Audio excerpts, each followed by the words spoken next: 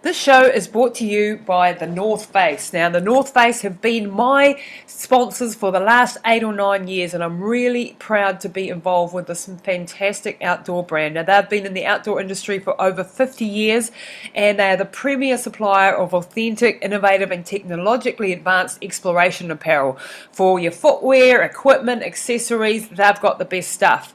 Now, their lightweight and weather-resistant Flight Series running gear is my absolute favorite. So if you're into trail running, if you're into desert running, if you're into just exploring our mountains, then this is the go-to gear.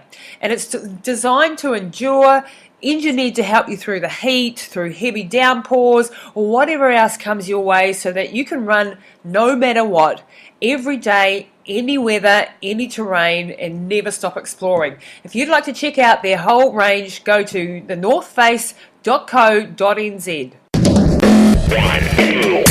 Welcome to Pushing the Limits, the podcast that gets deep into the psyche of extraordinary achievers across all genres, cutting to the chase to unlock the secrets of their success, their achievement, philosophies, and motivations. Join us in the quest to find out what makes the movers and shakers of our world tick and what gems of wisdom we can learn from them. Now, over to your host, Lisa Tamati.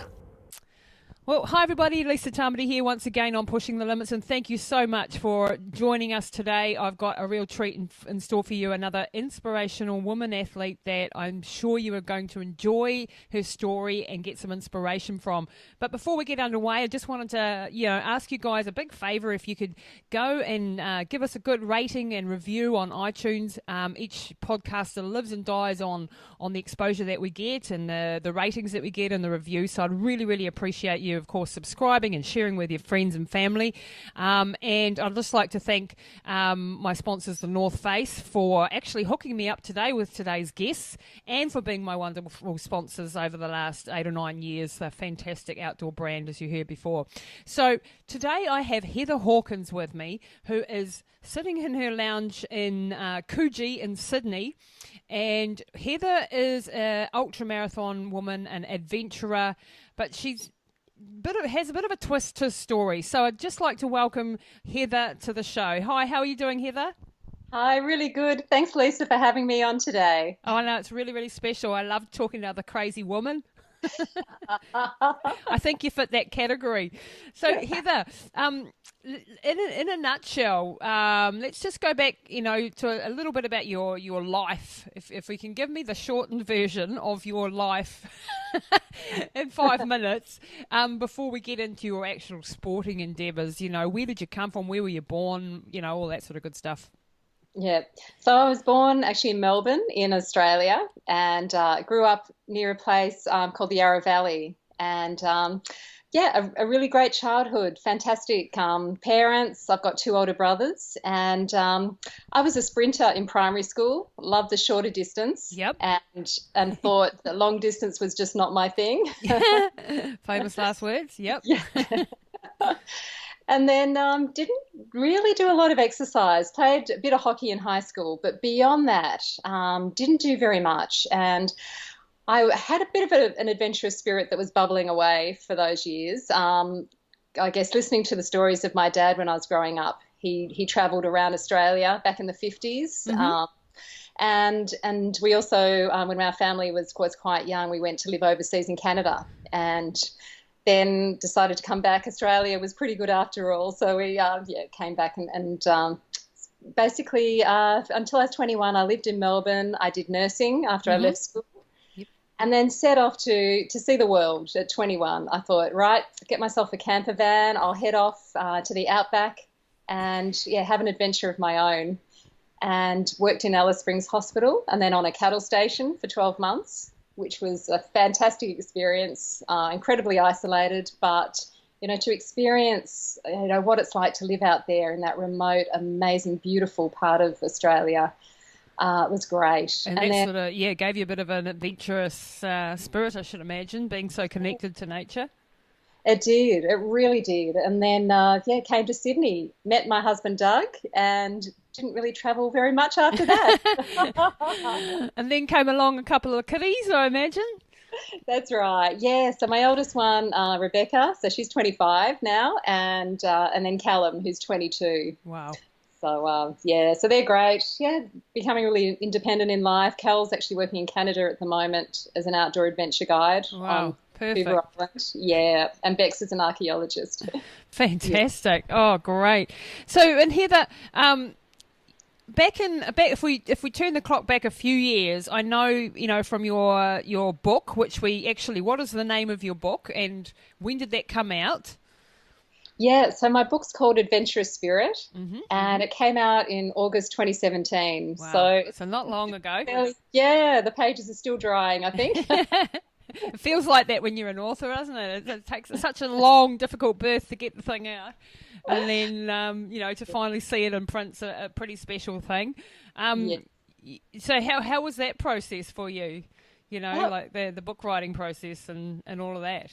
Yeah, it was a really positive experience because I came back from Nepal and so Murdoch Books approached me with a book contract. Wow. And said, Heather, we know you love a challenge. How about 5 months to write it? Wow.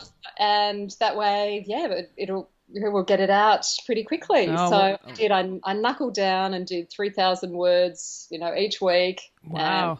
And smashed it out in the 5-month period. That would have been an ultra marathon in itself, but we're probably getting a bit ahead of ourselves. Yeah. Let's backtrack a little bit. So, a few years ago, you had a pretty scary diagnosis. Tell us about that and start the story there, maybe. Yeah, I did. It came out of the blue. So I was 41 at that stage, busy working. We had our own film and video production company. And I just noticed some abdominal swelling that was, persisting. It wasn't coming and going as normal, with our periods. Yeah. And I had real fatigue and also a bit of abdominal discomfort, just a bit of pain. And at first I thought, okay, well, maybe this is what menopause is all about. 41, but a bit early, but... Yeah, thinking, well, this must be it. I had better do some exercise because at that point I was really doing no exercise whatsoever. And then this was, Christmas 2006. And then after Christmas in early January, I noticed the abdominal bloating was increasing. I was starting to look like I was pregnant, and there was no way that could be.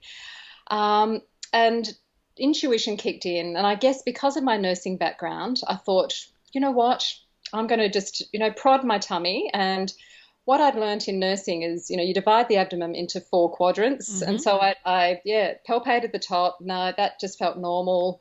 And then when I got down to the lower right quadrant, it was firm, it was uncomfortable.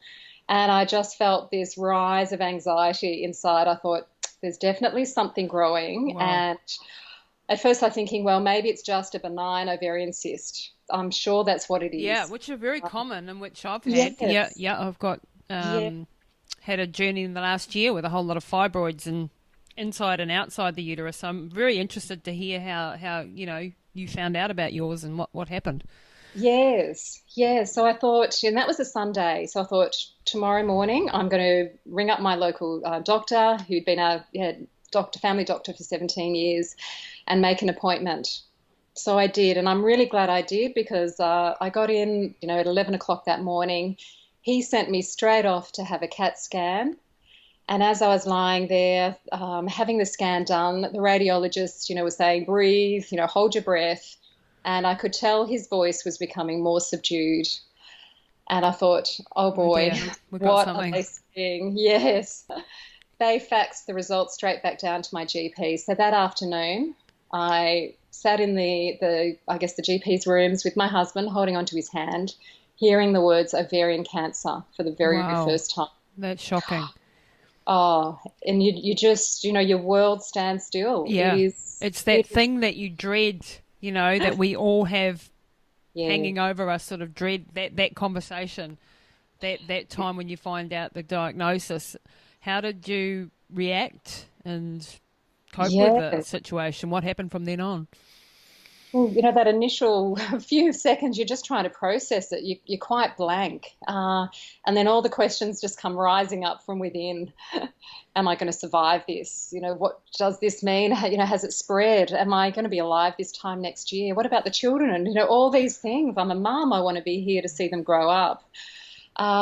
So, and I guess one way I found of coping is to become practical and work out, a process of dealing with things. Get control. Yes, yeah. And I thought that gives me, something to do in facing it and dealing with it. So, I sat down with the GP and said, okay, well, what's the next step? What do we do from here? So he referred me to a gynecological surgeon who just happened to be my obstetrician who delivered Beck. Yep. And I was able to get in to have surgery within 9 days. Oh, that's fantastic. And that was a lifesaver. Yeah. Because the tumour was growing incredibly fast. Wow. Yeah. From that original CAT scan, that had showed that it was about 10 centimetres. When I had the surgery, it was up to 18 centimetres in diameter. In 9 days? Yes. In 9 days. Oh, my gosh. Yeah. It was, a frightening tumour. So... But the amazing thing was that it was contained within a cyst and it was stage 1. Wow. Hadn't spread. So hadn't what do you call it, metastasized or spread to any other. So they managed to get the whole thing in one shot when they went in. Yes. Yeah. So did you have to then, you went through the surgery and they took your entire hysterectomy and took the tumour out? How was that? And were you happy with the fact that they'd gotten it all? Were they pretty sure? They were pretty sure. I guess they took samples of any of the fluid in my peritoneal cavity. Yeah. And sent my uterus and the fallopian tubes and ovaries and the tumour off to pathology for examination. And fortunately, a few days later, the results came back, and yes, it was they had got it all. Lucky lady, by the sounds. Yeah, definitely. It just, incredibly life-changing. I do remember, laying on the trolley going into surgery, a little anxious, thinking, I'm not sure what they're going to find. But, my surgeon was incredibly skilled and, not only did he take so much away, but he gave me back my life. That's how I look at it. Yeah, absolutely. Grateful. Absolutely beautiful. And did you have to then go through chemo or any of that sort of horrible stuff, or were they pretty sure they had it? And yeah, I was definitely recommended to go and see an oncologist to talk about chemo, and the plan was, the conventional pathway was to go and have chemo. But my next door neighbour is an oncology nurse, and she said, please just get a second opinion, because the Professor Michael Freelander in oncology at our local hospital was at the sort of the cutting edge of research and the latest clinical trials. So I thought, well, I've got nothing to lose. I'll go and see. And he just so happened to have on his desk the latest results of it's called a new surveillance program. So for women like me who have been found stage 1, you can go on to having regular blood tests, so every 2 weeks, having a blood test to check for the cancer markers. Yep. And having regular scans, which was every month to start with. And then if anything shows up, then you go and chemo. Yep. And I thought, you know what, that sounds like a really good plan. Absolutely. Because if they have got all the cancer, then, if I was having chemo, terrible. Dreadful for the rest of you, isn't it? Yeah. So I thought, look, I'm brave. I will give that program a shot. And here I am 11 years later. And you look extremely healthy, I must say. Oh, thank you.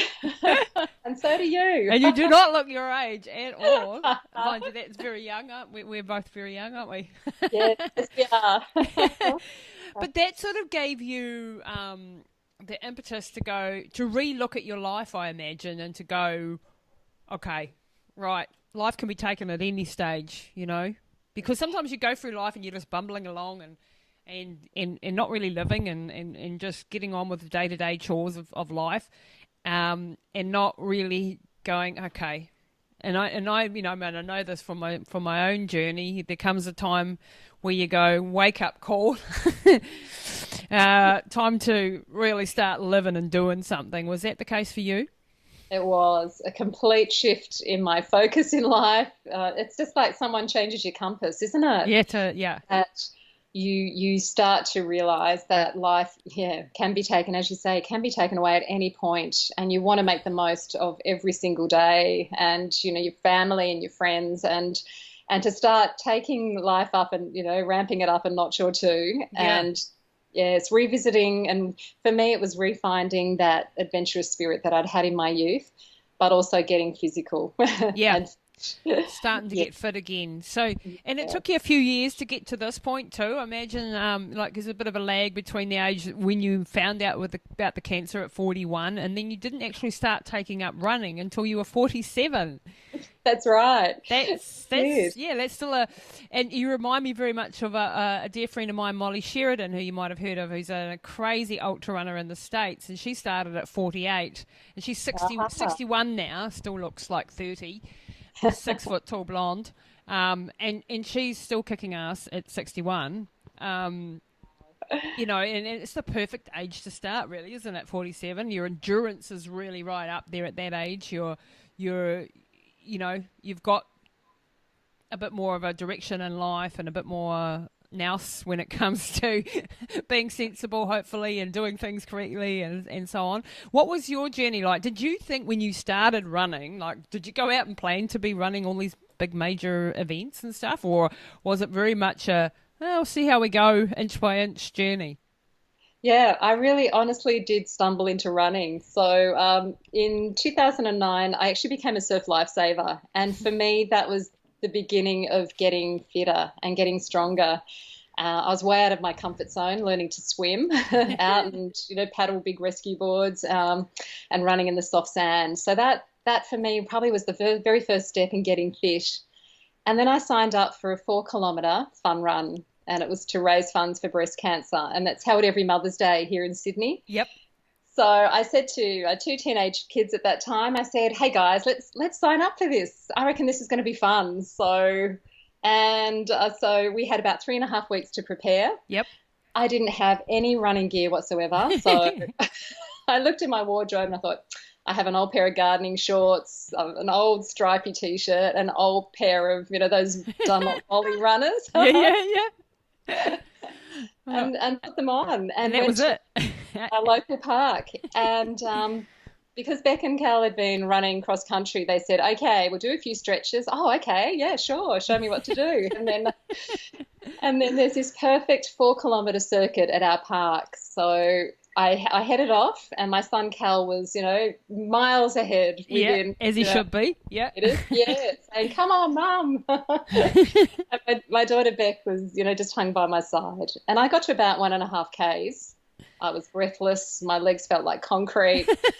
And I spotted a water bubbler and thought, fantastic, here's a really great excuse to stop and just gather myself and kind of regroup and think, okay, I've signed up for this. I'm faced with a choice. You know, I can either say it's too hard, this is beyond me, or I can hang in there and finish this somehow. And come back tomorrow and keep training and up it. And wow. I did the second thing. I hung in there, and then I came back the next day, and then went and bought some runners and some proper running shorts. Top. And fronted up to that race, and as the starter hooter went off, I thought, well, here we go. I'm just going to give it my best shot to get to the finish line today. And about halfway through the race, it's held at Mrs. Macquarie's chair. So Sydney Harbour, you know, was sparkling that morning. It was absolutely beautiful. And I looked out, and it was my light bulb moment where I thought, you know what? I actually really love running. It's going to be my last race. And when I cross this finish line, I'm going to see what else there is. Perhaps it's, you know, a little bit further that I can push myself. And that was the very beginning. That was the beginning of the end, so to speak. Yes. So your first one was a 4K, and then what happened after that? Because, you know, 4K, okay, we can, you know, most people will stumble their way through that. But Yes. you actually got the bug on that morning and then decided, okay, I'm going to up the ante. Yeah. So what happened next? What was the next stage? Then the next race, it's called the City to Surf, and it's about 70,000 people flood the streets Wow. of Sydney and run from the city to Bondi. Wow. It's a lot of fun, and that's 14K. So that was in the That's a big August. jump. So yeah. So I was back at that park training and had a lot of fun and felt really good with that race. And then I thought, well, you know what? In 4 weeks' time, there's the half marathon on in Sydney. Why don't we sign up for that? So Becky Why not? sure, Mum. Yeah, and again, that was a great race. I mean, I had really not much. The dog. She's upset. Mum's talking to somebody. So I think the postman's coming. Oh, I see. Yeah, but I had no clue whatsoever about race nutrition. So all I had in my hand was a bag full of, those lolly snakes. Yeah. Kind of nibble on. Yeah, well, it's better than nothing probably at the end of a half marathon. Yeah, yes. So that was probably my first real introduction into anything of significant distance. Well, yeah, that's a half marathon. So that was in what, 6 months or something, within a 6 month time period type thing? Yeah.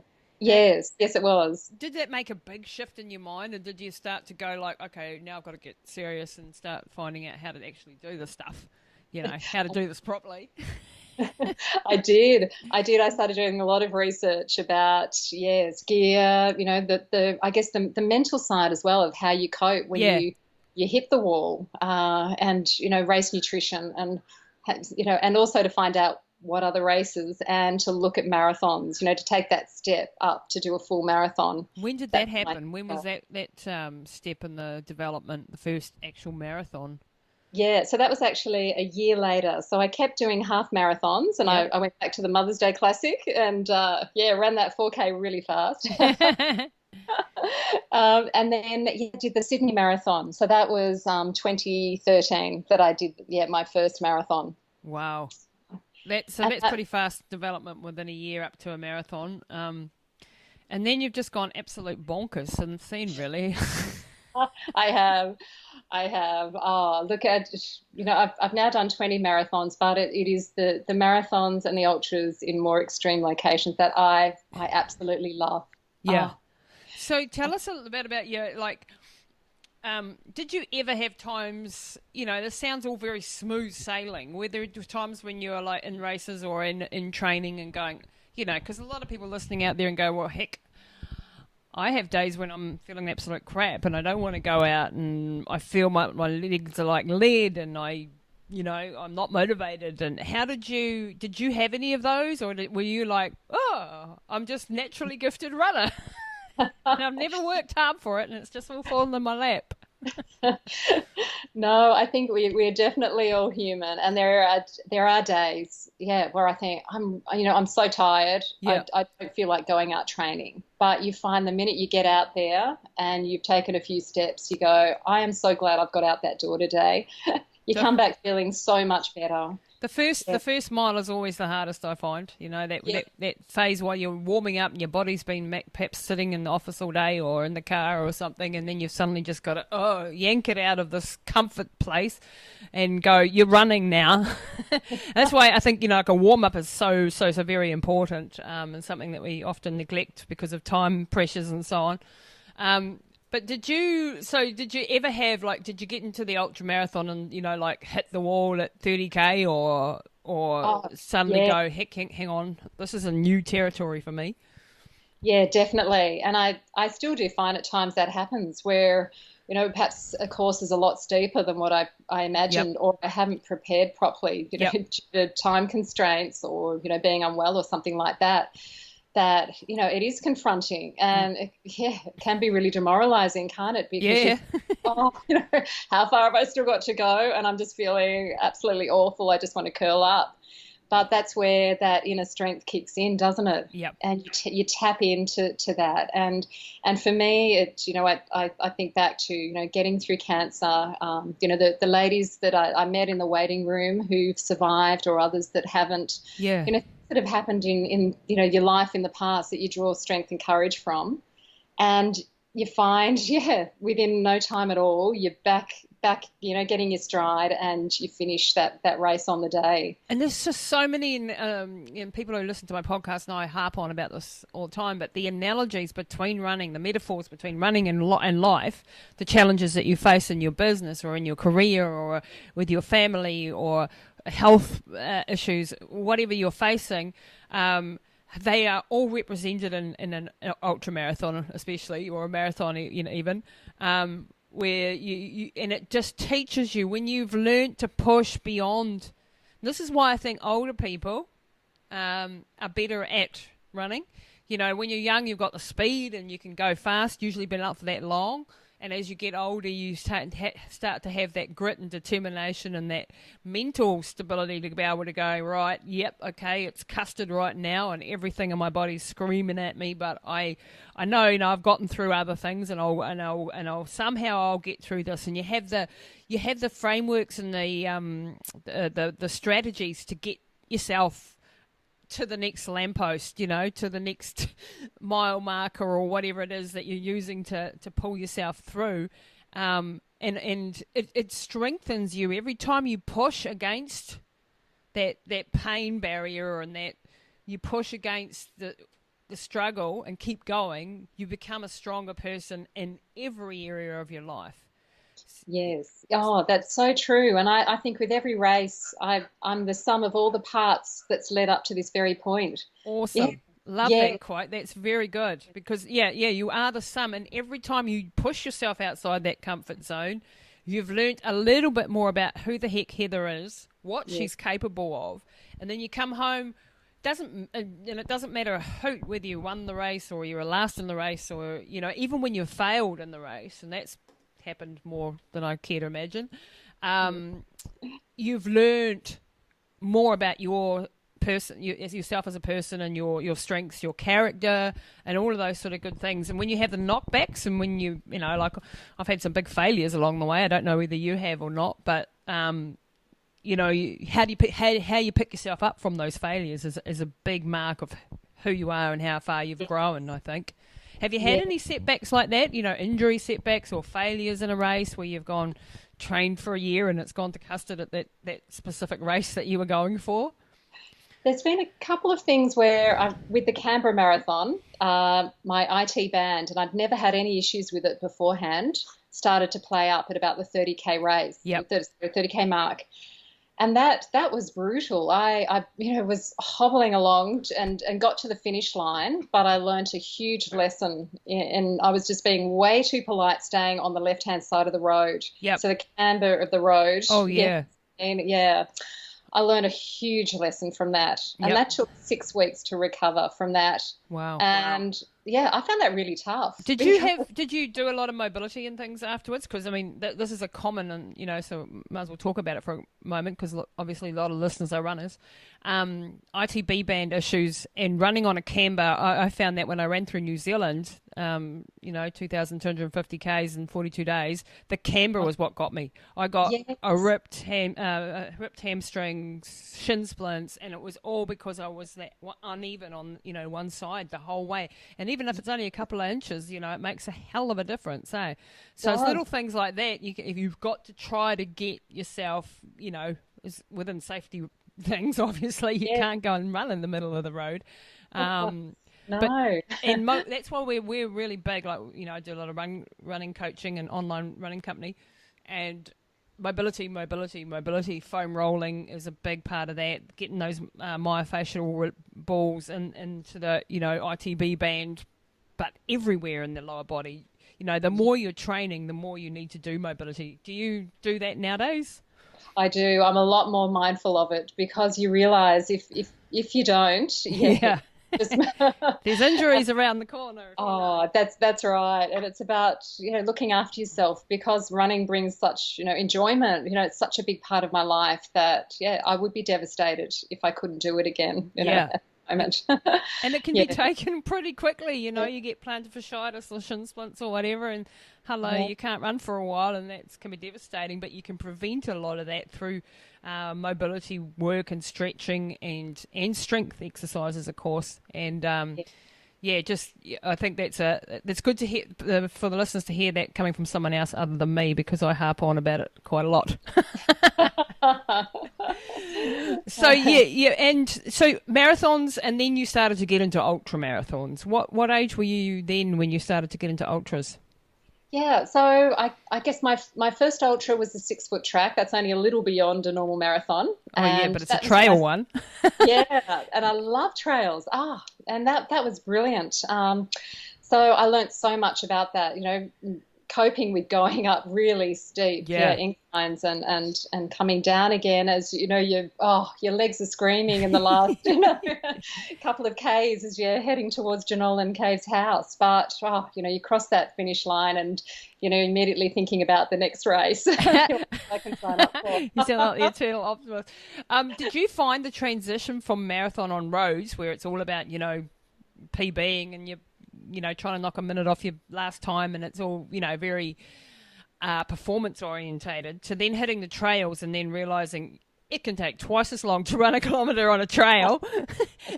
Was that a shocker for you at the start? I know, like, with coaching, we get a lot of people coming, from the marathon, stepping up to ultras on trail or trail at all, and going, what the heck? It's taking me twice as long to run a kilometre, especially if it's single track and up, steep hills and down dale. Did you find that transition a bit of a mind shift? I did. I found it really confronting looking at the times and thinking, what's wrong? What's wrong with me? But you figure it out, and just to have that fantastic scenery that you're running in, as opposed to just bitumen, in the middle of the crowd the whole time, is just it's so freeing, and I find people are just genuinely lovely, aren't they, out on the trails, that you can. It's definitely a different breed of people that you meet in ultra marathons and trail ultra marathons especially, to the crowd in the city marathon. Not that they're not nice as well, but there's a different level of camaraderie. And, there's less of at the top end of the pointy end of the field, there's always going to be competition and pretty cutthroat. But really, even if you're in the top third, there's a lot more camaraderie, and are you all right, mate? You're gonna, do you need a hand? Or if someone's struggling, rather than we'll run over top of you to get to the finish line type of mentality that you do get on a on a city marathon. It's like, who cares? Someone else can deal with that. I'm off.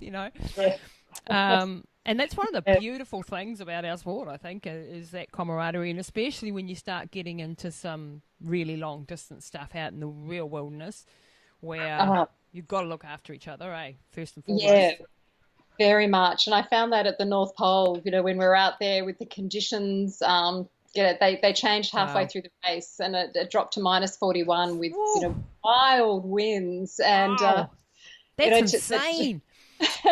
That was the most incredible race. But to be running with other people, and again, you're tapping each other on the shoulder or running next to each other, and saying, "Are you okay?" And can I do anything for you? And that was fantastic. You just knew you weren't alone out there. Yeah. What is that race like? Because I've never run in the temperatures like that. Minus a marathon of -20 was probably the coldest that I've run. Did you find it a complete different ball game? Like it's very hard to do anything when you're that freezing cold. What sort of special things did you have to have, and what clothes did you wear, and all that sort of jazz? Yeah, so you basically have to be completely covered. So we had your thermals, your long sleeve thermals, and tights. I had my Salomon trail runners. Yep. 2 layers of merino socks. And you wear a balaclava and ski goggles and beanies and, great big Gore-Tex jackets. So it's a lot heavier, what you're used to running in. And I trained on the sands at Coogee Beach in the height of summer. Wow, not ideal. No, because I know some people hire industrial freezers and put treadmills in. Really? Yeah. Wow. But, that would be nice. The thought of that, I just thought, no, look, I'm just, because I love running outdoors. And so I thought, no, look, I'll train really well like I would for a normal marathon or trail marathon, and just buy really good gear. Yeah. And that put me in great stead, because I found running on the ice floe, that soft snow layer was just like running in soft sand. Yeah. Okay, so it did actually was quite a relevant training suitability running on the sand compared to the snow. Did you have those sastrugi things, like where you've got lots of bumps and lumps and wave-like texture on the ice, so it's not a smooth, like on the. I remember Pat Farmer, one of my heroes, fellow Australian of yours, when he said in the North Pole was a hell of a lot harder than the South Pole because of these things. Did you have that problem as well?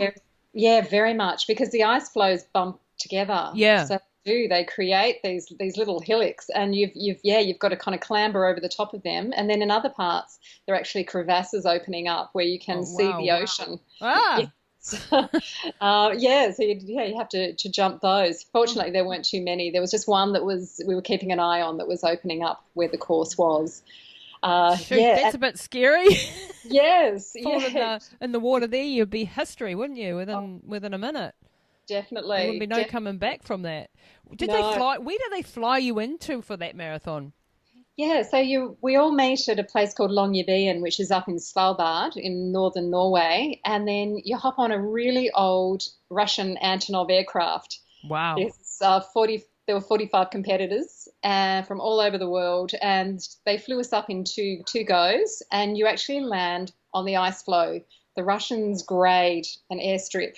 Wow. Quite phenomenal. And each year they set up a temporary base there for about 6 weeks. And that's where you base yourselves. And you run off from there. Wow. So you're basically running circuits around the base, and they provide armed guards. With rifles just in case polar bears. Yeah. Because I remember I tried to go to the Antarctic, which was one of my failed attempts to put an expedition together to go down there, and we wanted to run 100 miles on the Antarctic. We just kept running into trouble with permissions. We finally got permission from the army to be taken down there, but then Scott Base, they had a civilian aircraft that nearly crashed there, and then they just stopped all civilians going down there for a while. So we didn't get there, and then another year our funding fell through, and so on because it's a huge amount of money to get down there and huge logistics. And we just imagined we'd just run from A to B, but they said you can't do that. And I said, well, what about the guys skiing? And they said, but their weight is distributed across a whole ski. When you're running, it's like having a pin going through paper. Yes. And you can, break through and fall into crevasses and things. And so the only option that we eventually came up with was to do a circuit around Scott Base area, which we didn't even get to do that, but and that was like, but that's not quite what we imagined, Yes. You imagine running 100 miles with maybe a snowmobile or a support crew or something. But apparently it's not quite that simple. No, because when we with the first marathon of the World Marathon Challenge, that's in Antarctica at the Union Glacier. Yeah. Yes, you have to stick close to the base. Yeah. The problem with crevasses. Exactly. Yeah, and they have that. There's a couple of races down there, I think, that they have commercially, but they're all in circuits. So you can't just run willy nilly off. Venturing across the Antarctic, apparently. So you're in the middle of blimmin' Timbuktu nowhere. So you're actually staying on the Russian base and then heading off in a circuit around and around doing this 42K with these 45 other runners. That's it. How many days traveling? Because I know when each one of these things takes 2 weeks to get there, and then the race lasts a day, and then it's another 2 weeks to get home again. Yes. From Norway, it took us about 4.5 hours to fly up there. Wow. And then, we basically, it took me 6 hours and 57 minutes to run the marathon. And I completely surprised myself because I thought, look, I'll give it my best shot. I want to come home with all my fingers and toes attached. Yeah. I just turned 50. Yep. And I ended up winning the women's division. Oh, amazing. Oh, it was just one of those amazing races where it just all came together. And Fantastic. even though my phone froze with my music on, that last 2 songs and disappeared on me.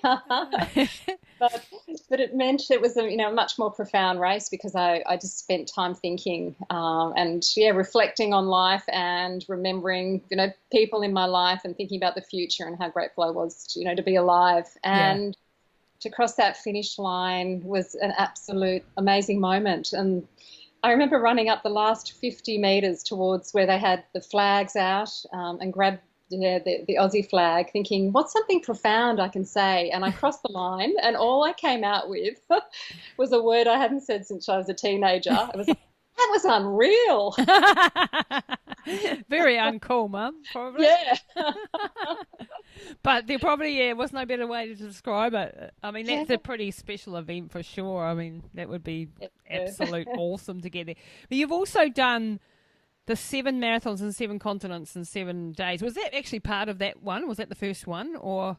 No. So this was, the North Pole was in May 2015. Yep. And then, I was the same race organisers do the World Marathon Challenge. So I thought, you know what, that's something to look forward to for 2016. So I signed up for that next one. And that's where the first race is Antarctica. So I thought that balances my world out really well. Totally. And that's just awesome. That's just epic. So how did they compare, actually, Antarctic with North Pole then? Yeah, Antarctica's a lot easier. It's definitely not as cold. It was only about -25, I think. Yep. And the ground is a lot more solid underfoot. Yep. Yeah, your foot definitely doesn't sink down into the snow as much. And we ran, I think that were, again, it was it was 4 laps of 10. Yep. Okay, so it wasn't as many, heading around in circles as North Pole. And that was so exciting, because, the minute they said go, we knew the clock was ticking and that we had 168 hours to then complete the 7 marathons. And it was just like, this is marathon number 1, here we go. Insane, And then, how was the logistics of all that? That must have been like massive, massive preparation to so the transport. So you go over on a ship, do you, to start with, and then they fly you back? Again, it's a flight. This one it's called an Illusion aircraft. Mm-hmm. Again, a very amazing old sort of cargo shell type aircraft you're on. And you land down at a place called the Union Glacier where there's a permanent camp at that time of year. And so you run that and then bundle back onto that aircraft, and then we flew back to Chile, to Punta Arenas, where we had a few hours rest and then ran the second marathon there along the beach. Wow. And I found I was a bit dehydrated.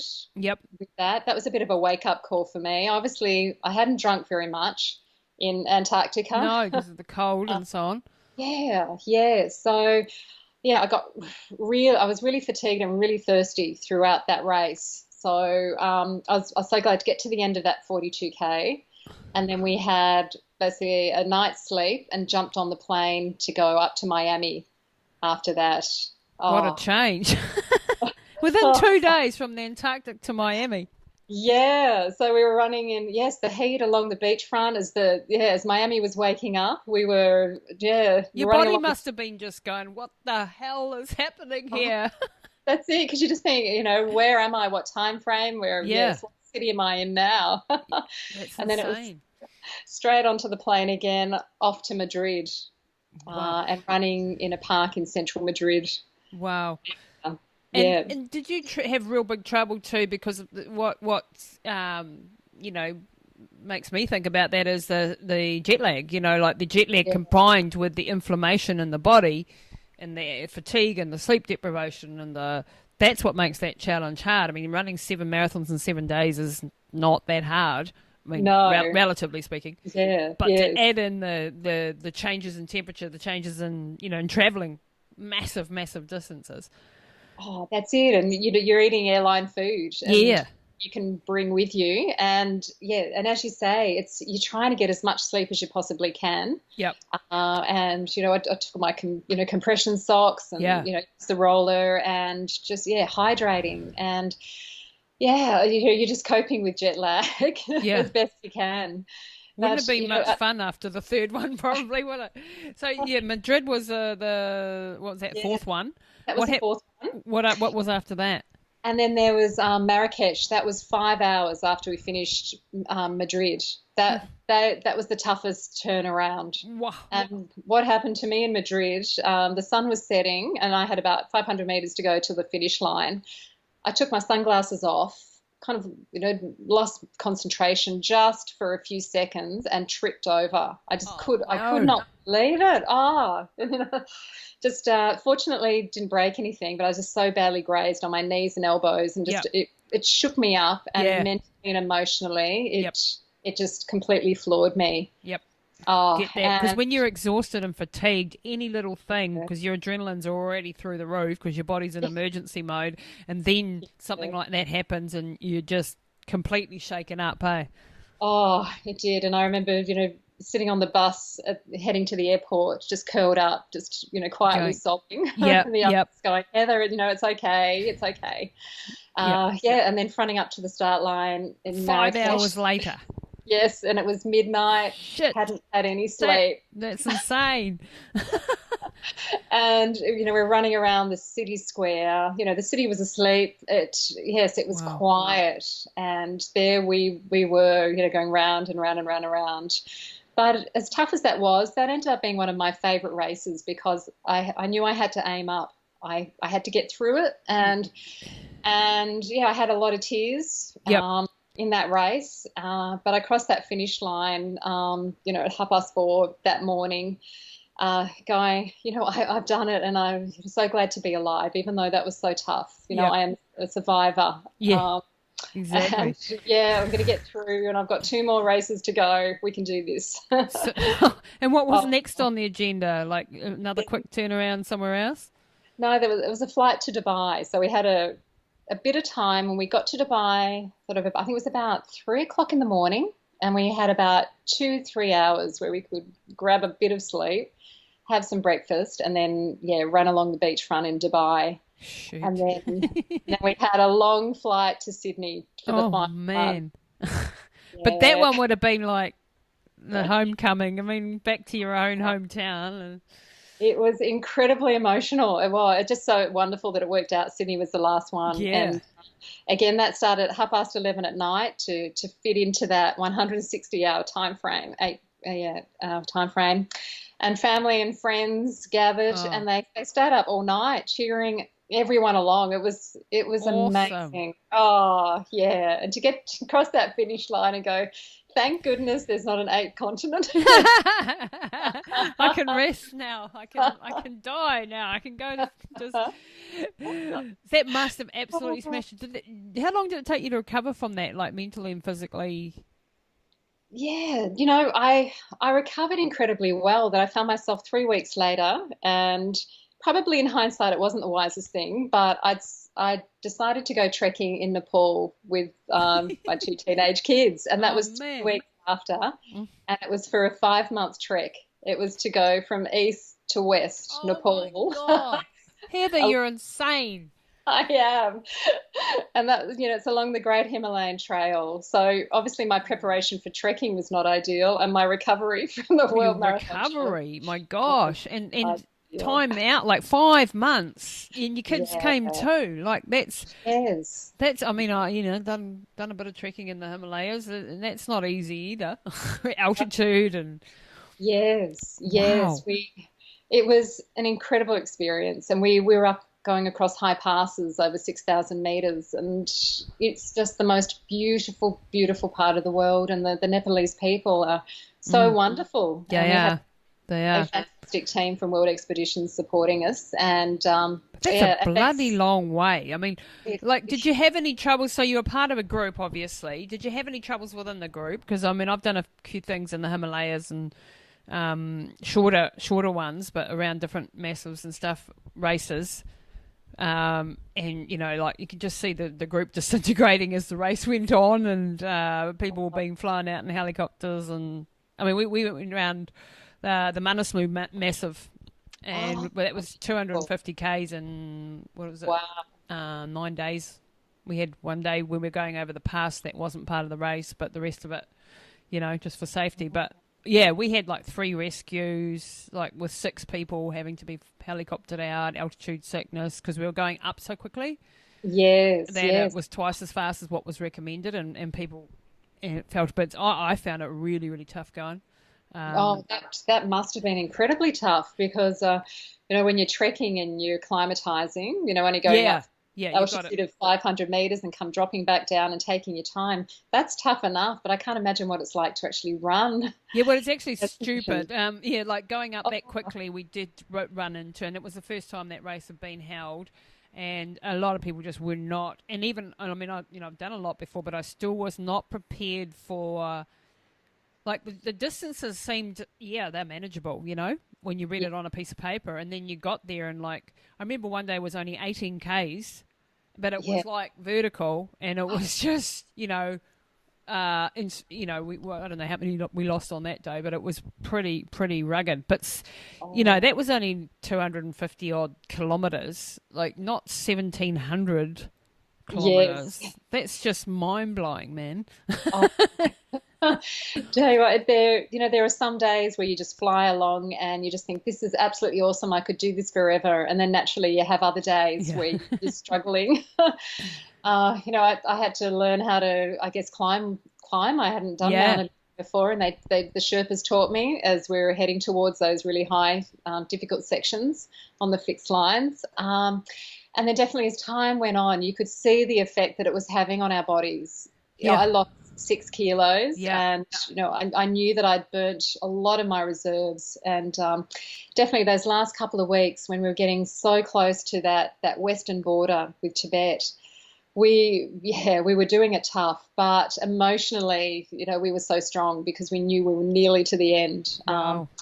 And on that day when we finally did get to the border, it was an unbelievable, incredible moment to touch the border and Yeah. think, It's pretty wow, neat, hey? It's we're pretty finally neat. here after hanging on to that image for 5 months. And your kids, how did they cope with all the stress and stuff of, you must be a very close family that you can, and what does your Yeah. poor husband think?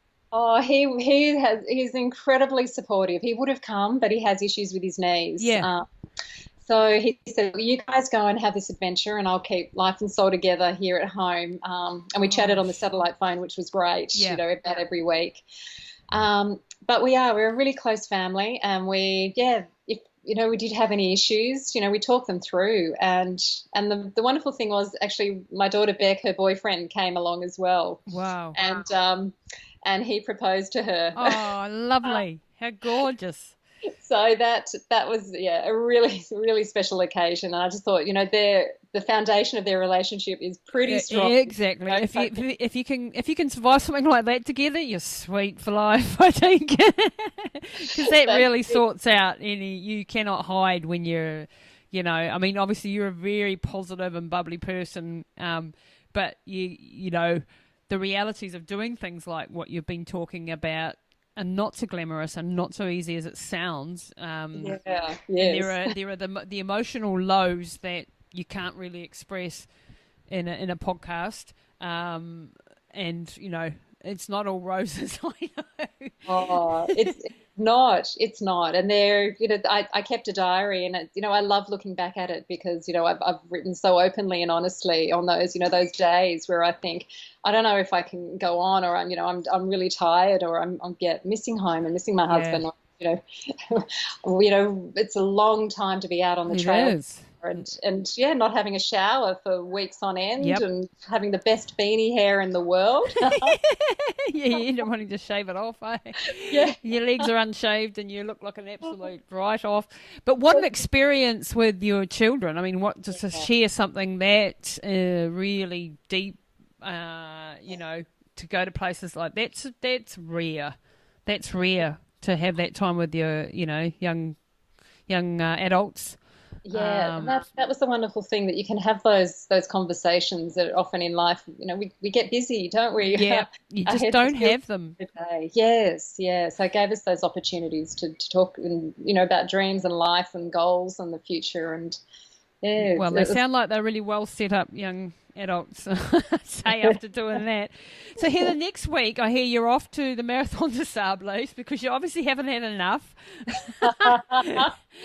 Are you ever going to slow down? Do you think this is you now for the foreseeable future? And It's interesting. Yeah, quite a few of my friends say, Heather, is this it? Or, yeah, will you know when to stop? And I guess my answer is that every year I love to do a challenge. And while I feel up to it and I'm well and I'm enjoying it, I will each year I'll choose a challenge and aim up to do it. And what do you say to people who go, crikey, you've already had a scare with cancer and then putting your body through this, aren't you, pushing your luck? And I'm being the devil's advocate here, because, I think the more exercise we do generally, the better. But I've had, in the last couple of years, some major health implications from what I have done and am aware now of that it does take its toll, even though, like, you think you're bulletproof and I'm tough, I'll just, tough it out. There are certain things you have to keep an eye on. Your hormones can get up the wops. Your adrenals can get exhausted. Your, my case, my kidneys are not in a happy state. All of these things that can actually have long-term things. So what would you say to someone who says, you're damaging yourself? Yes, yeah. No, my answer would be that I guess I don't train at a top level all year round. That I have downtime. You recover. Yes, and Yes, I do. I put on weight again, and I live normally. I do a normal amount of nice running, but I don't. I guess get out there and clock up extreme kilometres. So in other words, you give your body time to. You do something massive, but then you give it time to recover. Generally, apart from going from the 7 marathons to the Himalayas in 2 months is probably not. But but apart from that, and you have times. I've had times in my life where you've just gone hard out for a year and a half, and then gone, okay, now I need a serious break. But I think that's a really, and as you get more into your journey, you start to go, okay, a couple of times a year, maybe once a year, I can push the boundaries of possible, and I'm healthy the rest of the year, and okay, on that occasion I might be pushing the limits, but I'll recover properly afterwards and have longevity in the sport, So I think that's really important as a coach, that you're making young or even athletes that are older like we are aware that you're not a machine. You still got to listen to certain signs, and that is not being weak, and that is not being anything but sensible, I think. Definitely, yes. And what I found was a really good lesson was those 5 months when I was writing the book. At first, I felt a little guilty that I wasn't running as much, and I felt that my fitness levels were slipping away. Yeah. But I found that I've come back from writing that book a whole lot stronger. Yeah. And that real desire to run, and that first love of running, I've revisited it. It's like, almost like starting again in some respects. Fantastic. I think that's really, you're lucky, because that does recharge the batteries, and it's only it's only in the time off is where you actually improve, and it's only, if you don't have enough. And mentally you need to, because you go through hell on these things. There's a lot of pain involved. There's a lot of suffering, and there's a lot of preparation and money and finances and the whole shebang that goes with it. And that can be really exhausting. And so, you've got to have times where you come back in and you get out of the cold, and you sit in your warm house and go, whew. And then those times where you can actually digest the experience too, and reflect on it and learn from it. Well, then if you're just going back to back to back races, you don't necessarily develop the good side of it. You don't get the benefit of it because you're just planning for the next one. That's it. And I love calling that my processing time. You get that chance, don't you, to reflect and, I guess, kind of digest what you've been through. And I love writing things down in my diary, and it's that way to get out what's on the inside, what my emotions are, what I'm thinking, and then it just feels like you can then sort of have this sense of order and then start to plan for the next one. It's get your energy back for the next attack. That's it. Yes. Well, as we're about to finish up here, Heather, but is there any top three pieces of advice for people starting out, perhaps, and think of your journey within 5 years, going from your first 4K to running all these crazy ultra marathons and doing all these crazy adventures. And that at the age of from 47 to what, you're 52 now. 52, yes. 52. Yeah. I mean, that's so inspiring. It's a good role model for me. It's a good role model for lots of other ladies who are like maybe, in their 30s and 40s going, oh, well, I've missed the boat, Yeah. You haven't, hey? No, definitely not. And, for me, I think age should not come into it. It doesn't matter what age you are. And just to get out there. And it's amazing if in bite-sized pieces, you can work your way up to those goals that you have, the things that you might think are impossible at the moment. But you can, step by step, you can get there. And and that first 4K race that I did is never far from mine. And I think, wow, look, what I can do today, what my body has responded to, and the joy that it brings me, and to never give up, and to just enjoy every single moment of life and whatever process. It brings. Yes. Yeah, the good days, the not so good days, whatever, the challenge comes our way, that we can be challengers back at it, and and hang beautiful. That's beautiful, Heather. So Heather, where can people find you on the net, and your book? Where the title of the book again is Adventurous Spirit.